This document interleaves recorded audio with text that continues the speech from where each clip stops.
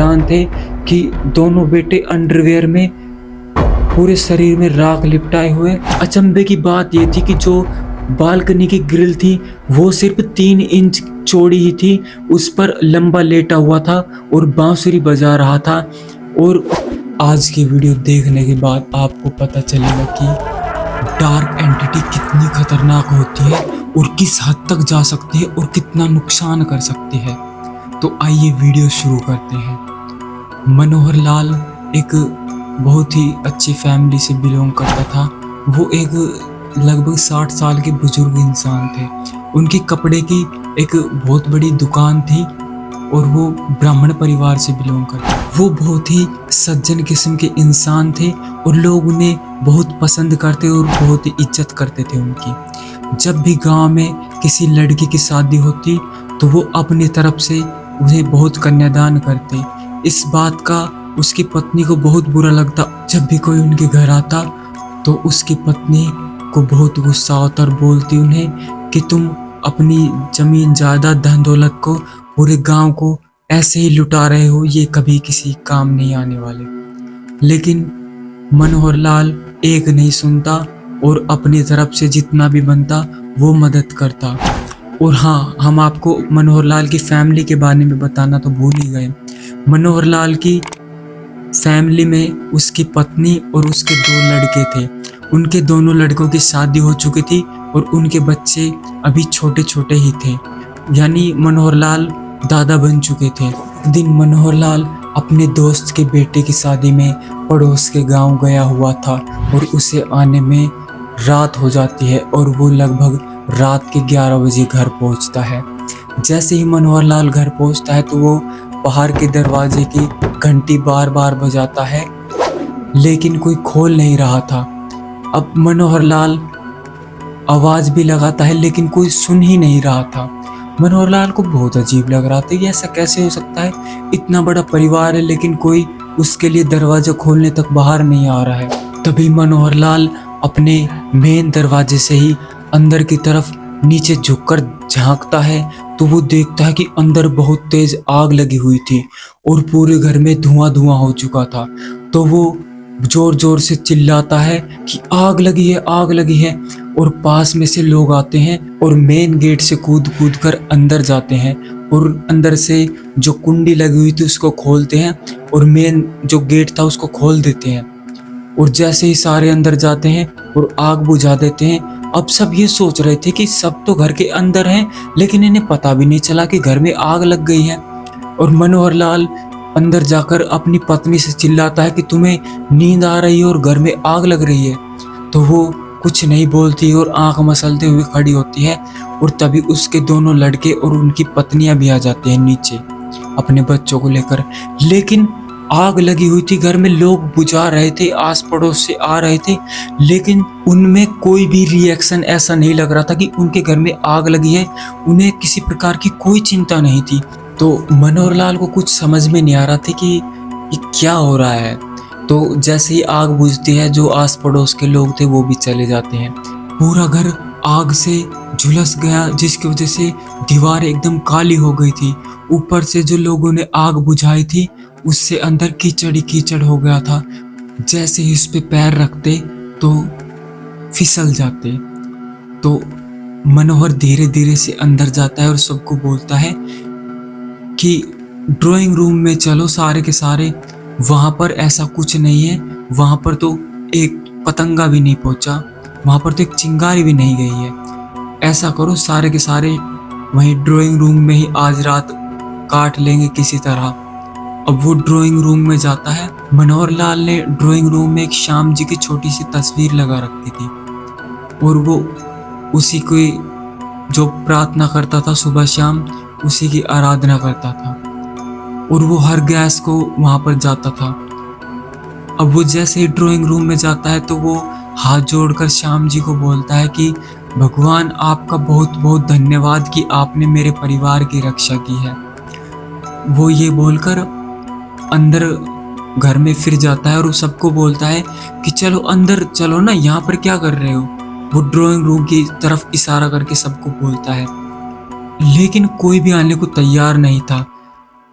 अब उसे बहुत गुस्सा आया और सबको बोलता है कि तुम यहीं मरो, मैं जा रहा हूँ। और वो ड्राइंग रूम में चला जाता है और वो वहीं पर ही सो जाता है। अचानक रात के 3 बजे उसकी पत्नी आती है और ड्राइंग रूम का दरवाजा खुड़खुड़ाती है। वो आंख मसलते हुए जैसे ही खड़ा होता है तो पूछता है, अब क्यों आई हो? तब मैं बुला रहा था, तब तो कोई भी नहीं आ रहा था।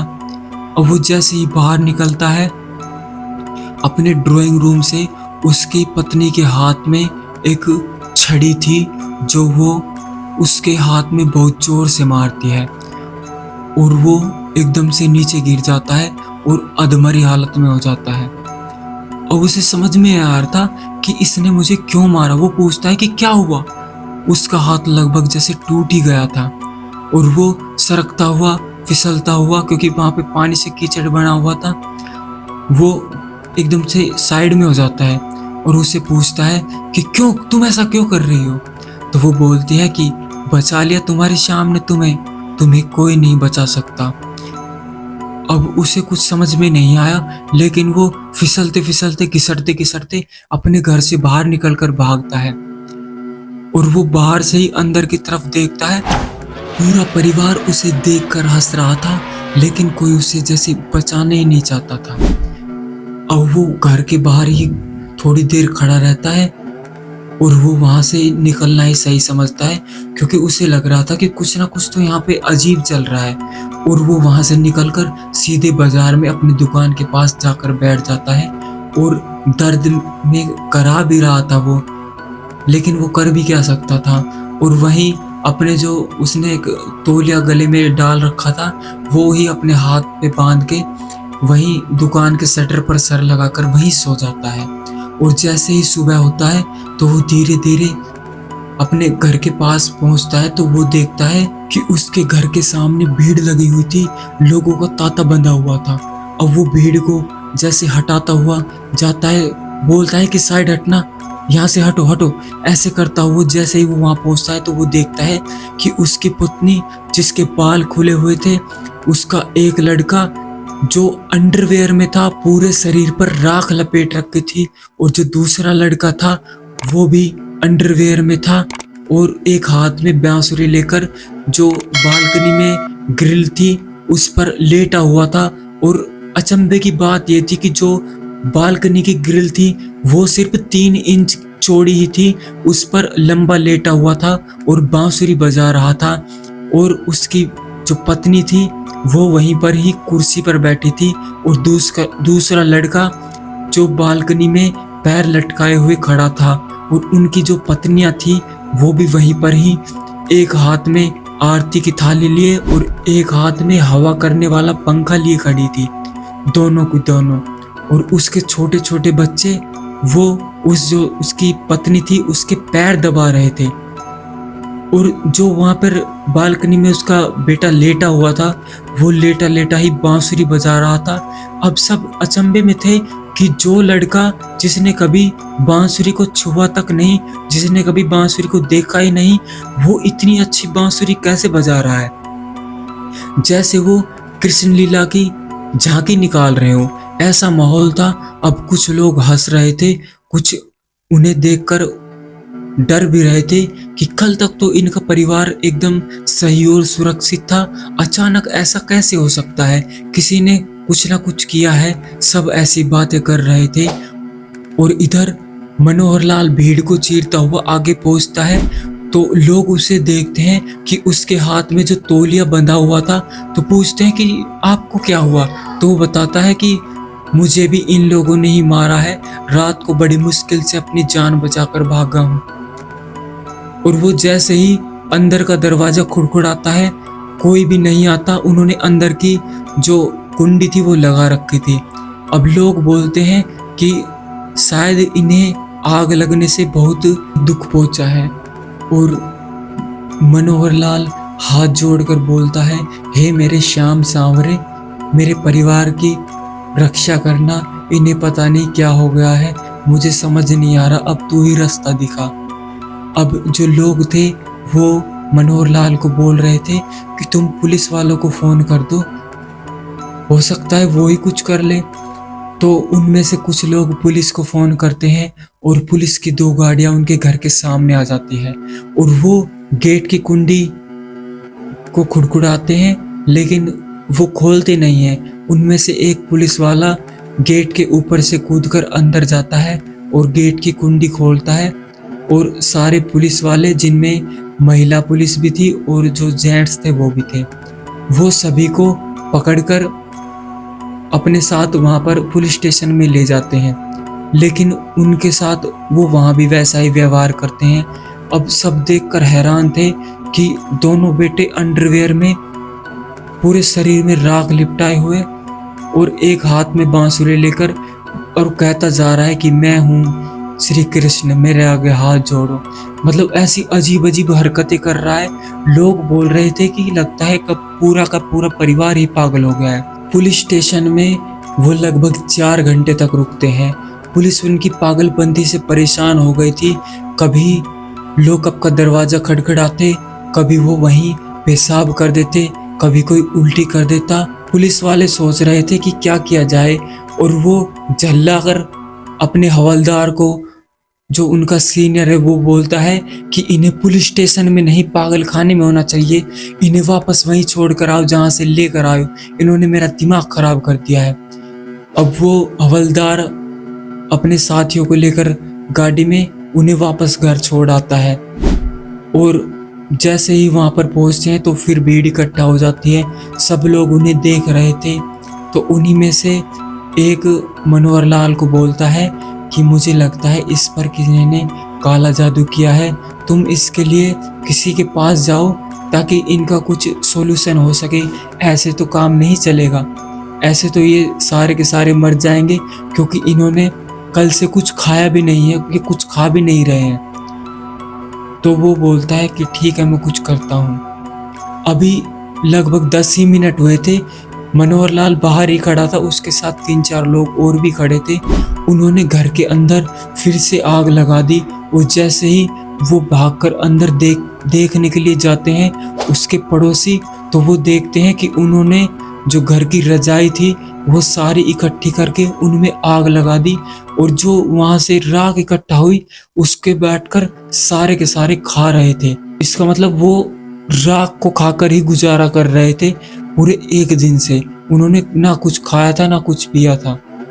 अब उसे लगा कि शायद अब तो बात बहुत बिगड़ चुकी है, अब तो क्या किया जाए। मनोहर लाल अपना उदास चेहरा लेकर अपने हाथ में एक छड़ी, जिसको वो पकड़ कर चलता था, उसे लेकर पैदल पैदल ही खाटू श्याम जाने की सोचता है, और वो वहां से निकल जाता है। वो जैसे ही अपने पास के स्टेशन से ट्रेन में बैठता है तो उसे वहीं नींद आ जाती है, और वो सीधा खाटू श्याम के पास वाले स्टेशन से उतरता है और वहां से पैदल पैदल ही जाता है और श्याम जी के दर्शन करता है और वहीं पर ही बैठ जाता है। तो उसके पास एक व्यक्ति आता है, वो पूछता है कि तुम्हें क्या परेशानी हुई, क्या हो गया। तो अब वो अपनी सारी प्रॉब्लम बताता है कि मेरे घर में ऐसी ऐसी समस्या आ रही है, मैं बहुत परेशान हूँ। तो वो बताता है कि इसका सॉल्यूशन एक बंदा मेरी नज़र में है, अगर आप कहो तो मैं आपको उसके पास ले चलूँ। तो बोला कि हाँ चलो, लेकिन मनोहर लाल को वो ऐसा लग रहा था कि अभी कोई वो चोर उचक्का या ठग ना हो, लेकिन वो थोड़ा सतर्क होकर उसके साथ चलता है, क्योंकि मनोहर लाल वैसे भी लाचार था, उसके हाथ में चोट लगी हुई थी। तो वो उस लड़के के साथ चलता है वहीं से पैदल पैदल, और वो लगभग उसे 2 किलोमीटर पैदल वहां से लेकर जाता है, और एक पुराने से खंडर जैसा घर था उसमें लेकर मनोहर लाल को पहुंचता है। जैसे ही वो अंदर पहुंचता है तो वो देखता है कि एक साधु जो ध्यान की मुद्रा में पूरे शरीर पर राख लपेटे हुए बैठा हुआ था, जैसे कोई अघोरी या तांत्रिक हो। तो वो उससे पूछता है कि कौन है ये। तो ये बोलते हैं कि ये बहुत ही सिद्ध अघोरी है और ये ऐसी ही शक्तियों से लड़ते हैं और लोगों की जान बचाते हैं। तो वो बोलते हैं कि क्या ये मेरी समस्या का भी समाधान कर सकते हैं। तो बोलता है कि हाँ कर देंगे, पहले आप इन्हें अपनी सारी जानकारी दें, वो आपसे पूछेंगे, आप बता देना। तो वो जैसे ही मनोहर लाल उसके पास जाता है तो बताता है कि मेरा नाम मनोहर लाल है और मैं, वो जैसे ही मैं पर पहुंचता है तो वो साधु से बोलता है कि नहीं, तुम रहने दो, मुझे तुम्हारे बारे में सब कुछ पता है और मुझे ये भी पता है कि तुम्हारे घर में क्या समस्या है। तो वो पूछता है कि मेरे घर में क्या समस्या है? कल परसों तक तो मेरा परिवार सुखी और समृद्ध था, कल परसों तक तो बिल्कुल ठीक था, लेकिन अचानक ही एक दिन में पता नहीं ऐसा क्या हो गया और हम इस हालात में पहुंच गए हैं कि मुझे लग भी नहीं रहा कि मेरे परिवार में कोई बचेगा भी या नहीं, कोई सॉल्यूशन समझ में नहीं आ रहा। तो वो बोलते हैं कि सॉल्यूशन है, लेकिन तुमने बहुत देर कर दी। तो पूछता है कि अब क्या हो सकता है? तो वो बताता है कि तुमने अपना 1-2 दिन यहाँ बिताया है, इतने में तुम्हारे परिवार के 2 सदस्य जा चुके हैं। मनोहर लाल एकदम से जैसे बैठ ही गया, जैसे उसके घुटने ही टूट गए। वो लड़का उसे बोलता है कि कोई नहीं, जो हो गया सो हो गया, लेकिन अभी आगे की सोचो, आगे क्या करना है। तो बोलते हैं कि महाराज अब आगे क्या करना है, आगे की बताओ कुछ। तो बोलता है कि उसके लिए मुझे तुम्हारे साथ जाना पड़ेगा और जो भी होगा वहीं पर ही होगा। तो वो बोलता है कि महाराज पहले मुझे ये बताओ कि हमारे घर परिवार में हुआ क्या है। तो वो बोलते हैं कि तुम्हारी पत्नी काले जादू पर बहुत विश्वास करती थी और उसे तुम्हारा धार्मिक होना बिल्कुल पसंद नहीं था। तो बोलता है कि हाँ, मेरी पत्नी मुझे यहाँ पर आने जाने पर भी रोक लगाने की कोशिश करती थी, लेकिन मैंने कभी उसकी एक ना सुनी। तो वो तांत्रिक बताता है कि कुछ दिन पहले ही तुम्हारे पड़ोस में एक छोटे बच्चे की डेथ हुई है। वो बोला कि हाँ, कुछ दिन पहले हमारे पड़ोस में एक छोटे बच्चे की डेथ हुई थी। तो वो बोलता है कि वो तुम्हारी पत्नी ने ही करवाई थी। तो बोलता है कि मेरी पत्नी किसी की डेथ क्यों करवाएगी? तो बोलता है कि कुछ दिन पहले उस पड़ोसी के साथ तुम्हारी पत्नी की लड़ाई हुई थी। वो लड़ाई इतनी भयानक हो गई थी कि तुम्हारी पत्नी को इतना गुस्सा आया और वो एक तांत्रिक के पास पहुंच गई और वो बोली कि मुझे कोई ऐसी शक्ति या सिद्धि दे, चाहे कितना भी पैसा कुछ भी खर्च हो जाए, जो मैं उसके परिवार का जो वंश है उसको ही मिटा दूं। वो तांत्रिक पैसे के लालच में तुम्हारी पत्नी से डाकनी सिद्धि मंत्र दे देता है और बोलता है कि तुम घर जाकर इसे बार बार पढ़ोगी तो इसका असर जरूर होगा। और तुम्हारी पत्नी ने वो रात के 12 बजे उठकर सारी रात पढ़ा और 3 बजे के आसपास उसके पास एक औरत आती है और वो पूछती है कि मुझे तुम्हारा क्या काम करना है। तो बोलती है कि मुझे पड़ोस में, वो उसका नाम बताती है कि पड़ोस में मुझे जो राजेश है, मुझे उसके बेटे का खात्मा करना है, क्या तुम कर सकती हो? तो वो डाकनी बोलती है कि ये मेरे लिए 1 सेकंड का काम है, मैं कर दूंगी, लेकिन बदले में तुम मुझे क्या दोगी? तुम्हारी पत्नी है उसे बोलती है कि जो तुम चाहो वो ले सकती हो, बस मेरा ये काम कर दो। तो वो डाकनी उसी रात को राजेश के बेटे को मार देती है और वापस आकर पूछती है कि मैंने तुम्हारा काम कर दिया, अब जो मैं मांगूंगी मुझे वो चाहिए। तो बोलते हैं कि तुम्हें क्या चाहिए? वो सोच रही थी कि शायद ही कुछ खाने की चीज़ मांगेगी। तो बोलते हैं कि मुझे तुम्हारे पूरे परिवार की जान चाहिए। तो वो कर भी क्या सकती थी, क्योंकि उसे डाकनी सिर्फ बुलानी आती थी, उसके पास सिर्फ डाकनी बुलाने का मंत्र था, उसे वापस भेजने का नहीं था। और ना ही वो इतनी कोई पावरफुल तांत्रिक थी, वो सिर्फ एक सामान्य औरत थी। तो वो कुछ नहीं बोलती और वो बोलती है कि मुझे थोड़ा टाइम दो। लेकिन वो डाकनी उसके घर में ही घूम रही थी, कभी इधर कभी उधर, और तुम्हारी पत्नी है उसे बार बार डर रही थी। उसे लग रहा था कि पूरा परिवार अब तो खत्म ही हो जाएगा। उसका असर पूरे घर पर हो रहा था। पूरे घर परिवार वाले का दिमाग जैसे कमजोर हो गया था, किसी को कुछ ना तो सुनाई दे रहा था ना दिखाई दे रहा था, सब उसके जो ब्रह्मजाल थे उसमें फंसे हुए थे। मतलब उसे बाहर का कुछ समझ में ही नहीं आ रहा था कि हो क्या रहा है। उस पर, पूरे परिवार पर उसी का ही तंत्र मंत्र चल रहा था। लेकिन जो तुम्हारा ड्राइंग रूम था, जिस पर तुम्हारे भगवान श्री श्याम की मूर्ति लगी हुई थी जिसमें ओरा बहुत ज़्यादा था। उसका असर बस उस ही ड्राइंग रूम में नहीं था, बाकी पूरे घर पर उसका असर था। और धीरे धीरे उसने पूरे परिवार को अपने काबू में कर लिया और उसने पूरे घर में आग लगा दी। आग लगाकर जलाकर मारना चाहती थी, लेकिन वो तो टाइम पर तुम आ गई और वो बचा लिए। लेकिन वो धीरे धीरे उन पर हावी होने लगी और उन्होंने दो लोगों को, एक तो तुम्हारी पत्नी और एक तुम्हारे बेटे को तो अब तक मार भी दिया है। तो वो बोलता है कि जो और हैं वो बोलते हैं कि अगर टाइम पर तुम अब नहीं पहुंचे तो वो और जो बाकी लोग बचे हैं उनको भी मार देगी। वो जो सिद्ध अघोरी था उसके साथ मनोहर अपने घर पहुंचता है और जैसे ही वो अघोरी उसके घर के पास पहुंचता है तो वो अपने साथ एक छोटी सी मटकी लेकर आया था और वो घर के अंदर जो राख इकट्ठा हुई थी, पूरे घर में जो राख ही राख फैली हुई थी, उसमें से एक मुट्ठी राख भरता है और मंत्र फूंकता है उस हांडी के ऊपर और उस राख को उसमें डालता है और घर के दरवाजे के आगे ही एक बड़ी सारी आकृति बनाता है एज ए रंगोली टाइप, और उसमें उस हांडी को, उस छोटी सी मटकी को रखता है और वहीं पर ही घर के दरवाजे के बाहर बैठ जाता है। मनोहर एक आस लगाए बैठा था कि शायद अब तो मेरा परिवार सुरक्षित हो जाएगा। कई घंटों की मशक्कत के बाद वो जो अघोरी था वो उस डाकनी को उस छोटी सी मटकी में बंद कर लेता है और मनोहर लाल को बोलता है कि अब तुम लोग सुरक्षित हो, लेकिन उससे पहले इस घर में एक हवन करवाना पड़ेगा क्योंकि जो इसका ओरा है वो एकदम डाउन चला गया है घर का। इसमें अब कोई और भी जो नेगेटिव एनर्जी है वो आ भी सकती है। अभी तुम्हारे परिवार को खतरा है ऐसी ब्लैक एनर्जी से। तो वो उसी दिन उस अघोरी को बोलता है कि ऐसा कीजिए, मैं अब किसको बुलाऊंगा, आप ही कर दीजिए। तो अघोरी बोलता है कि ये मैं नहीं कर सकता, आप किसी पंडित को बुलाएं। तो वो बोलता है कि ठीक है।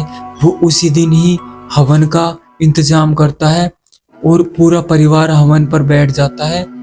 और जब हवन संपन्न होता है तो उसे महसूस होता है कि जो अघोरी के पास जो वो मटका रखा था, क्योंकि अघोरी वहीं पर ही तभी तक, वो मटका जैसे ही हवन चल रहा था वो मटका बार बार हिल रहा था, जैसे उसमें से निकलने की वो डाकनी कोशिश कर रही हो, जैसे उस परिवार पे हमला करने की कोशिश कर रही हो। तो जैसे ही हवन पूरा हो जाता है तो वो मनोहर लाल को बोलता है वो अघोरी कि आप ऐसा करो, इस मटकी को कहीं ऐसी जगह दफना दो जहां इसे कोई निकाल ना सके, क्योंकि अगर ये दोबारा निकल गई तो ये दोबारा तुम्हारे परिवार पर हमला कर सकती है, क्योंकि जो ये सोचती है वो उसे वो पूरा कर कर छोड़ती है। अगर जब तक तुम इसे किसी ऐसी जगह सुरक्षित बांध नहीं देते तब तक ये ऐसे ही करती रहेगी। तो वो उस अघोरी से बोलता है कि महाराज इसमें मैं क्या कर सकता हूँ, इसे तो आप ही कर सकते हैं। तो वो अघोरी उसके साथ जाता है और वो उसे एक जंगल में जाकर गाड़ देता है। उसके बाद मनोहर का परिवार एकदम सुरक्षित हो जाता है। उसके बाद उसके परिवार पर ऐसी कोई भी आपदा नहीं आई और पूरा परिवार ही भगवान के प्रति समर्पित हो गया। और अब वो पूरा परिवार ही श्याम जी के दरबार में जाने लगे। अब तो वो हर गैस को ही जाते हैं। तो आपको कैसी लगी ये रियल स्टोरी? ये रियल स्टोरी हमें हमारे एक दोस्त ने बताई थी कुछ दिन पहले ही। ये इंसिडेंट लगभग 5-6 साल पहले मेरे दोस्त के पड़ोस के गांव में ही हुआ था, तब उसने मुझे ये बताया था। तो मैं आपको ये स्टोरी बता रहा हूँ। कमेंट करके बताना कि आपको वीडियो कैसी लगी। वीडियो को लाइक, शेयर एंड सब्सक्राइब जरूर करें। धन्यवाद।